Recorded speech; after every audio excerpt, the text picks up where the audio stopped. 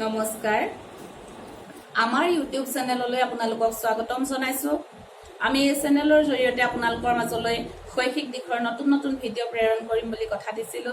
আজি তেনেকুৱা এটা ভিডিঅ' লৈ আমি পুনৰবাৰ আপোনালোকৰ মাজত উপস্থিত হৈছো আমাৰ চেনেলটো যদি আপোনালোকৰ পছন্দ হৈছে তেন্তে সাবস্ক্ৰাইব কৰিব আৰু আমাৰ ভিডিঅ'টো শেষলৈকে চাব লাইক কৰিব আমি আজি যেটো বিষয় লৈ আহিছো আজি বিষয়টো হৈছে চমু টুকা কেনেকৈ লিখে চমু টুকা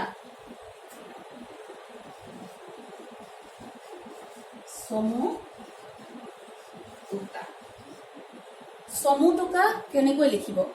চমু টুকা এটা আমি কেনেকৈ লিখো এনেকুৱা বহুত ছাত্ৰ ছাত্ৰী আছে যি সকলে এটা চমু টুকা লিখাৰ সময়ত কি কৰে যে বহুতখিনি কথা লিখে অথচ নম্বৰ যথেষ্ট কম পায় এটা অথচ এটা চমু টুকা নম্বৰ থাকে 3 নম্বৰ বা 4 নম্বৰ কিন্তু আমাৰ ছাত্ৰ ছাত্ৰী সকলে 3 বা 4 কাৰণে কেতিয়াবা 2 পৃষ্ঠা পৰ্যন্ত লিখে কিন্তু নম্বৰ নাপায় নম্বৰ কেতিয়াবা 1 নম্বৰ পায় কেতিয়াবা 2 নম্বৰ পায় কিয় তেনেকুৱা কিয় হয় আচলতে যে ছাত্ৰ ছাত্ৰী সকলে যেতিয়া চমু টুকা এটা লিখে তেতিয়া চমু টুকাটো লিখোতে কি কৰে যে শেষলৈ মানে যিখিনি কথা আসলতে লিখিব লাগে সেই কথাখিনি নিলিখে কিন্তু কিছুমান তাৰ আনুষঙ্গিক কথা বেছিকৈ লিখে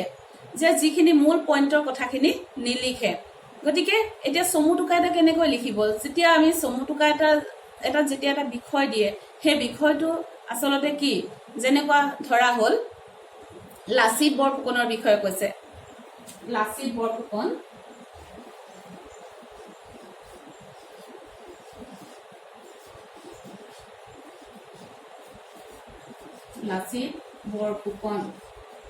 এই লাচিত বৰফুকনৰ বিষয়ে যেতিয়া চমু টুকাটো লিখিবলৈ কৈছে ছাত্ৰ ছাত্ৰীসকলে কেনেকৈ লিখে ছাত্ৰ ছাত্ৰীসকলে সেই চমু টুকাটো লিখিব যে লাচিত বৰফুকন শৰাইঘাটৰ যুদ্ধত সেনাপতি আছিল আৰু তেওঁ শৰাইঘাটৰ যুদ্ধত দেশৰ কাৰণে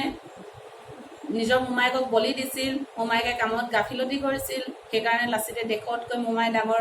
নহয় বুলি মোমায়েকক শিৰচ্ছেদ কৰিছিল এই কথাখিনি লিখে হয় এই কথাখিনি লিখিব লাগিব কিন্তু তাৰ আগতে আমি এই ভিডিঅ'টো শেষলৈকে চাওঁ আৰু যদি পছন্দ হয় পুনৰবাৰ কৈছো আমাৰ চেনেলটো সাবস্ক্ৰাইব কৰিব এই ভিডিঅ'টোত আমি আপোনালোকক দেখাবলৈ লৈছো যে চমু টুকাটো আসলতে আমি কেনেকৈ লিখিম চমু টুকাটো লিখিবলৈ যাওঁতে আমি প্ৰথমে লিখিব লাগিব যে লাচিত বৰফুকন কোন লাচিত বৰফুকন কোন বুলি কোৱাৰ লগে লগে লাচিত বৰফুকনৰ প্ৰথম পৰিচয়টো কি হ'ব লাচিত বৰফুকনৰ প্ৰথম পৰিচয়টো হ'ব যে তেওঁ শৰাইঘাটৰ যুদ্ধত আহোমৰ প্ৰধান সেনাপতি আছিল সেই কথাটো তেখেতৰ প্ৰথম পৰিচয় লাচিত বৰফুকন বুলি কোৱাৰ লগে লগে আমাৰ প্ৰথমে মনলৈ আহে যে শৰাইঘাটৰ যুদ্ধত লাচিত বৰফুকন এজন সেনাপতি আছিল সেই কথাটোকে মনলৈ আহে আমি সেইটোৰ ওপৰতে গুৰুত্ব দিব লাগিব তাৰ পিছতে আহিলে যে লাচিত বৰফুকনৰ পিতৃৰ নাম কি লাচিত বৰফুকনৰ জন্ম কেতিয়া হৈছিল লাচিত বৰফুকনৰ জন্ম হৈছে আমি প্ৰথমে লিখিব লাগিব যে লাচিত বৰফুকন শৰাইঘাটৰ যুদ্ধত আহোমৰ সেনাপতি আছিল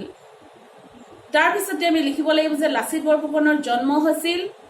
1622 খ্ৰীষ্টাব্দত তাৰ পিছতে আমি লিখিব লাগিব যে লাচিত বৰফুকনৰ পিতৃৰ নাম আছিল মোমাই তামুলী বৰবৰুৱা তাৰ পিছতে আমি লিখিব লাগিব যে শৰাইঘাটৰ যুদ্ধত তেখেতে প্ৰবল পৰাক্ৰমেৰে যুদ্ধ কৰি নিজৰ দক্ষতাৰে আহোম সেনাক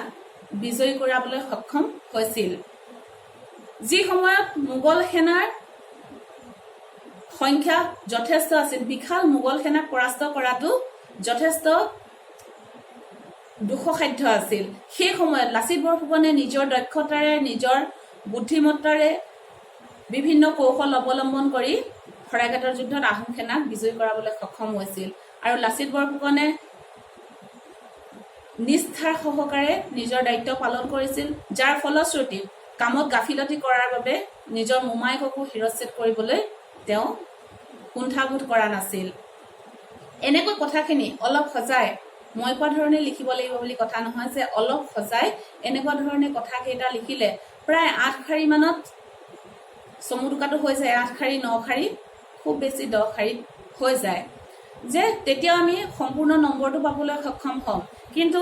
যিখিনি কথাৰ প্ৰতি গুৰুত্ব দিব লাগে সেইখিনিৰ প্ৰতি নিদি আনখিনি কথাত বেছি গুৰুত্ব দি থাকিলে কিন্তু কেতিয়াও চমু টোকাটো সম্পূৰ্ণ নহ'ব। নিশ্চয় আমাৰ ভিডিঅ'টো চাই ভাল পাইছে, যদি ভাল পাইছে লাইক কৰিব, কমেণ্ট কৰিব আৰু আমাৰ চেনেলটো ছাবস্ক্ৰাইব কৰিব। ধন্যবাদ।